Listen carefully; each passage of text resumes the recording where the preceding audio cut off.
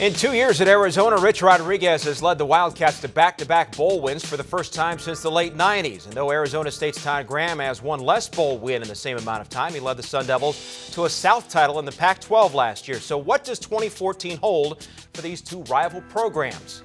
Hi everyone, I'm Ray Crawford, and here to update us on the state of Arizona are Wildcats insider Brian Jeffries and our Arizona State insider Doug Franz. And Brian, safety Tra'Mayne Bondurant quit the team a few days ago, but Rodriguez said the doors are never locked when it comes to a possible return. So what's the latest?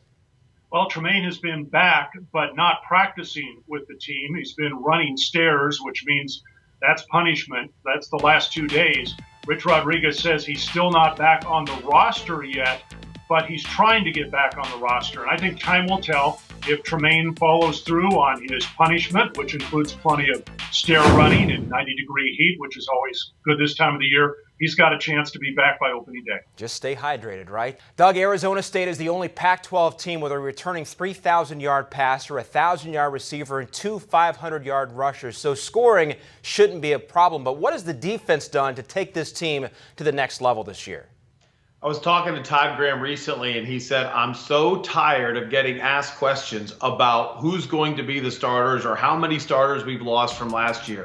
And then I asked him, well, what about leadership? You lost Will Sutton, who you yourself said has changed dramatically as a human being while at ASU and become a leader. So now what? And he said, that's actually a good question, and I don't know.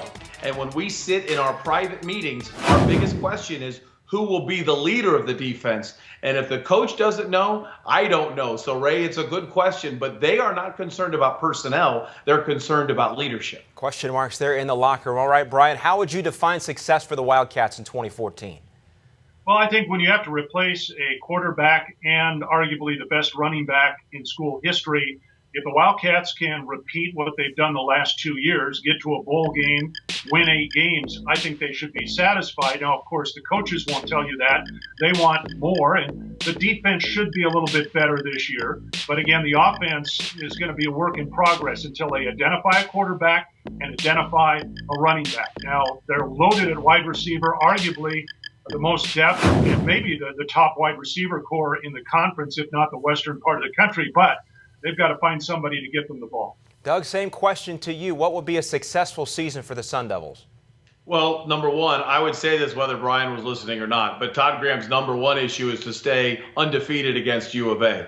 His number two issue was to repeat as Pac-12 South champions and have another chance to go to the Pac-12 championship game. However, they have a 4-game gauntlet, which will be very difficult. Thursday night at home against UCLA. Then they've got to deal with USC. Then they have a home game against the Pac-12 champion Stanford Cardinal. Then they go to UW. All 4 games in a row, top 25 teams. If they get through that gauntlet well, they'll be poised for a return trip to the Pac-12 championship game. And, of course, we look forward to the Duel in the Desert, always on the date there in late November. Doug, Brian, thanks for the time.